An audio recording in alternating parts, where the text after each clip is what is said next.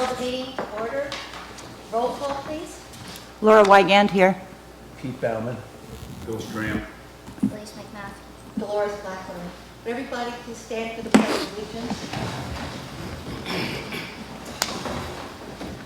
I pledge allegiance to the flag of the United States of America and to the republic for which it stands, one nation, under God, indivisible, with liberty and justice for all.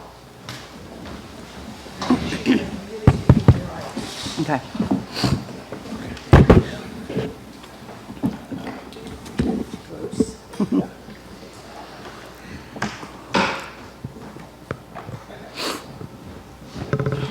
Could I please have a motion to approve the agenda format for today's meeting?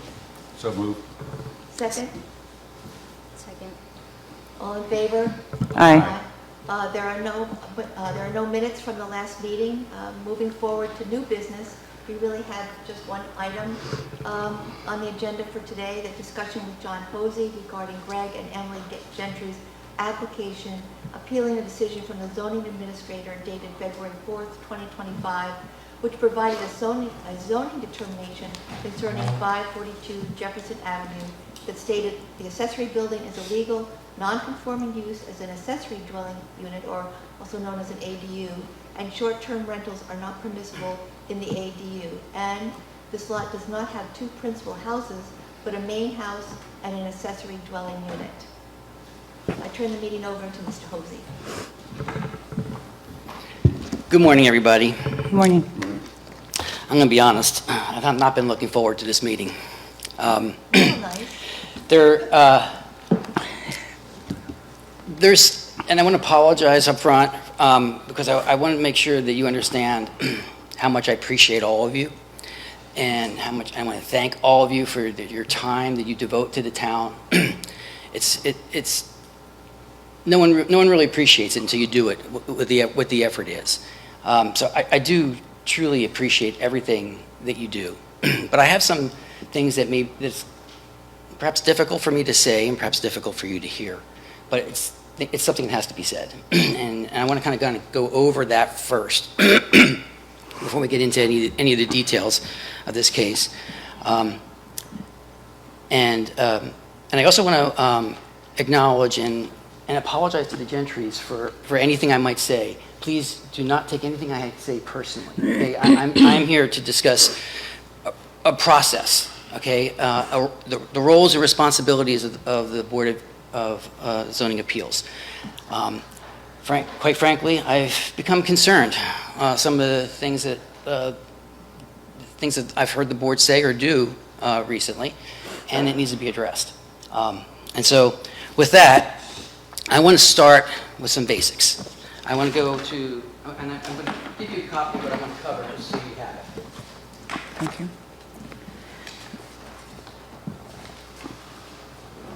Isn't he leaving?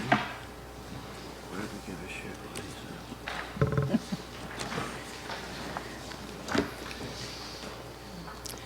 So, I've heard some communications and some perhaps misunderstanding or confusion about what exactly is the role of the BZA. And so, we're going to go back to school a little bit. And everything I'm going to say today, I have discussed with the town attorney. And he concurs with everything I'm about to say. And the reason the town attorney is not here is because it would be inappropriate for him to be here. The town attorney is not your attorney, he's the council's attorney. Should the council disagree with something that you do, he would have to defend the town in court against your decision. Anything he would say here and now to you, the town would lose attorney-client privilege regarding that topic. Mm-hmm. Therefore, it's not appropriate for him to be here tonight. However, this morning, sorry. I'm used to the evening meetings.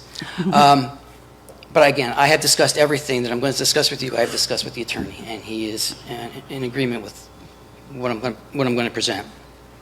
So, very basically, these are the four things that the BZA does, okay?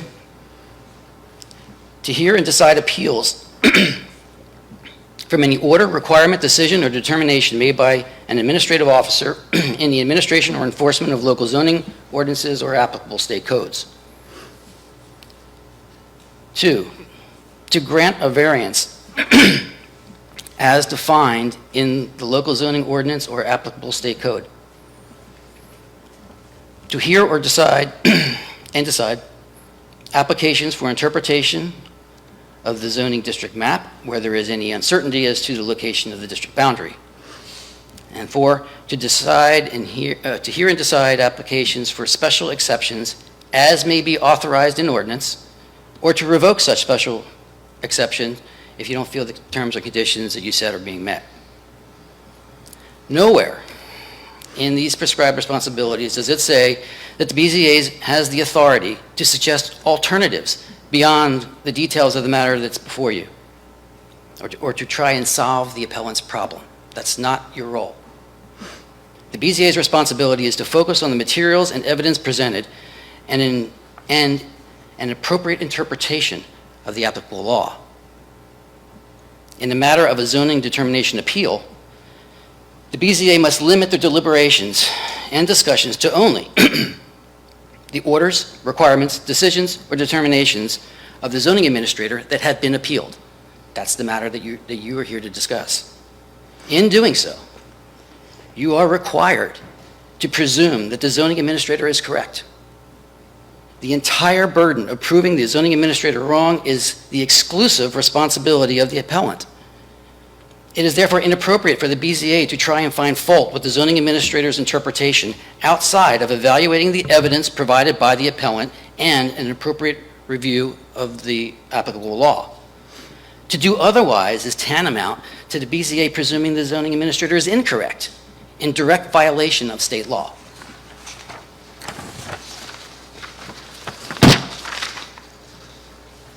If the appellant cannot provide a convincing legal argument to counter the zoning administrator's ruling, the appeal should be denied. If the appellant can provide a compelling legal argument to support an error on the part of the zoning administrator, the BZA should approve the appeal. However, you must cite the applicable provisions of the law that the zoning administrator got wrong, why it was wrong, and enter it into the record. The BZA must always act as a dispassionate, decision-making body despite any personal opinions you may have about the law or the procedures involved, and despite any sympathies you might have with the appellant. The Town of Cape Charles BZA rules and procedures and the Town of Cape Charles zoning ordinance itself state that in exercising its powers, the board may reverse or affirm, wholly or partly, or may modify any order, requirement, decision, or determination appealed. However, this authority is limited only to the ruling of the zoning administrator and does not apply to the zoning ordinance itself. You do not have the authority to make laws. I get it. It's human nature. We all want to help people. But it is not within the BZA's authority to ignore or modify any provision of existing law. That is the role of the town council, not the BZA, to address any perceived issues with any existing law. The BZA is therefore required to interpret the law as written. Although it doesn't specifically address this application, I've heard there's some questions about variances. I'm going to cover variances as well. Variants are defined as only reasonable deviations from the zoning ordinance, meaning the BZA's authority to deviate from an ordinance is limited. This is the next one's important. Variances may be provided, and this is the important part, notwithstanding any other provision of law, meaning the BZA cannot override, change, or ignore other provisions of the zoning ordinance when approving a specific request. The bar to approve a variance is very high and must meet all of the listed requirements in section 262 of the zoning ordinance. Additionally, the hardships being alleviated by a variance must be determined to be of a very significant nature and not provide a special privilege or convenience not otherwise available to others in a similar situation. And the last main point I want to make is important too. It is illegal for members of the BZA to have ex parte communications with the appellant or the appellant's representative that would include discussions of facts or law relative to the case before them. This prohibition is important to avoid collusion or the perception of impropriety. So what does this mean? Respectfully, it means you need to stay in your lane. It is not your role to champion a specific applicant, but to fairly review the evidence that's provided and to champion all of us by upholding the law. We have rules and laws for a reason. They're here to help protect the special character and charm of this community. Those rules were established through broad public processes and then approved by the town council, who carefully considered the trade-offs of any limitations or additional administrative burdens against the goal of preserving who we are. It is inappropriate for the BZA to usurp that role from the town council. Rather, it's your role to ensure those rules and the intent of the town council are upheld. This is done through a dispassionate review of the facts and the laws presented.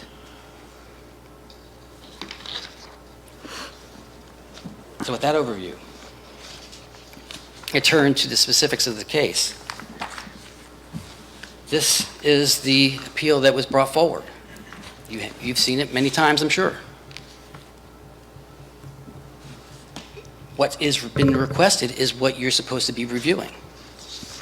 What was requested was this. The secondary dwelling on our lot was permitted as an accessory dwelling unit, but does not meet the definition of an ADU. Yes, that's because it was classified as a legal non-conforming use. It is, in fact, an ADU in the town of Cape Charles. It just is. And if not an ADU, what other definition authorized in the ordinance are they suggesting? We're limited to the definitions in the law. I've heard the term cottage being used. There is no such definition as cottage in our zoning ordinance. You cannot make up law. You've got to use what's been authorized. We are seeking to have the house zoned as a secondary dwelling. It already is classified as a secondary dwelling. That is the very definition of an ADU. There's nothing to approve here. It already exists. What provision of the ordinance did they point to that permits another type of dwelling other than an ADU on the same lot? There's been no evidence submitted that I'm aware of. Again, that's your role, is to evaluate the evidence.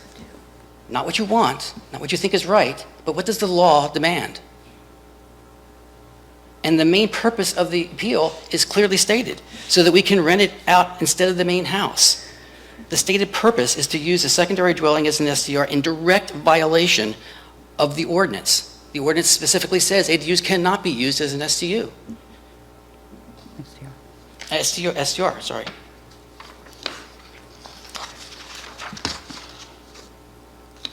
I get it. I want to try to help these people too. I mean, Katie and I actually did some brainstorming, trying to figure out, is there a way? Is there any way we can try and make this work? We floated ideas, like deed restrictions, anything. I mean, we were just trying to desperately help these people. But we just couldn't get there. We couldn't figure out a way that didn't violate the intent of other parts of the ordinance. Sometimes the answer is just no. As heartbreaking as that is, as much as we want to help someone else, sometimes the answer is just no. And the reason it's no is because these rules are in place for a reason. They're here to protect who we are as a community. And if you can't find something in law that says that the zoning administrator was wrong, then you have to deny the appeal. That's just the way it is. Questions?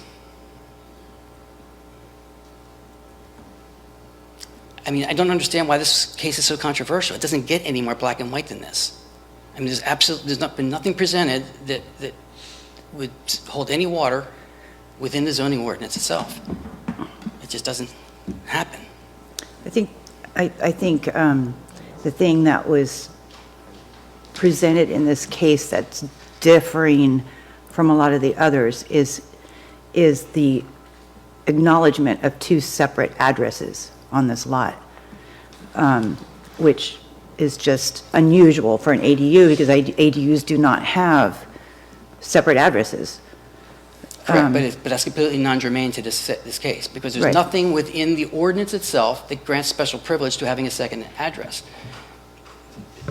There's no provision for that. Right. And the address was never officially given by any authority that we can find. So, and again,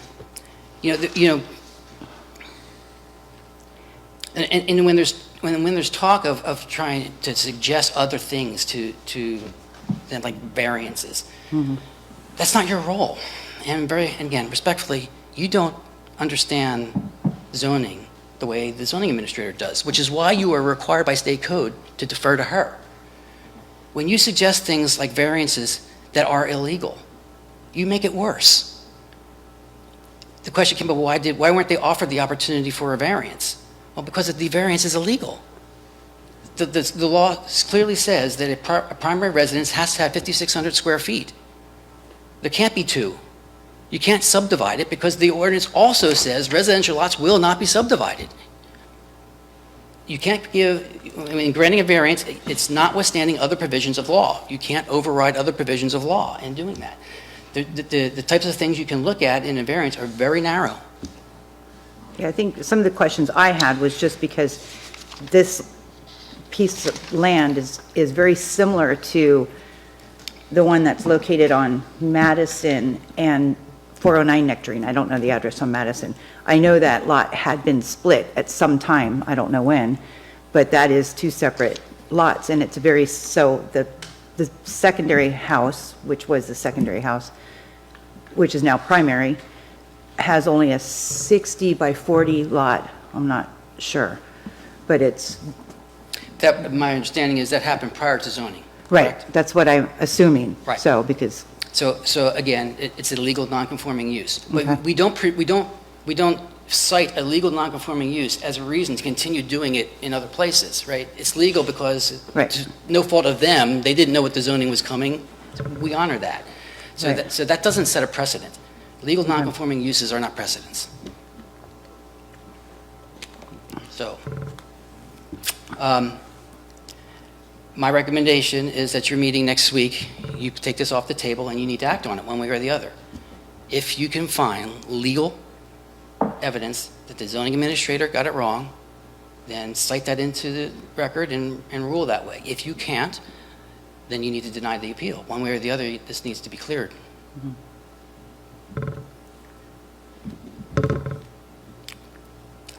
I'm sorry that I can't bring good news. I wish there was a way to help everybody. There's not always that way. And again, I hope my tone isn't offensive or insulting. I respect all of you. And, but we do need to get back on track. Any questions? Any other questions? Thank you, John. Any other matters? Katie? No other matters. The next meeting of the Board of Zoning Appeals is next Tuesday, May 13th, right here at 10 o'clock. Could I accept a motion to adjourn? a motion to adjourn. Second? Second. All in favor? Aye. Aye. Meeting is adjourned at 10:19.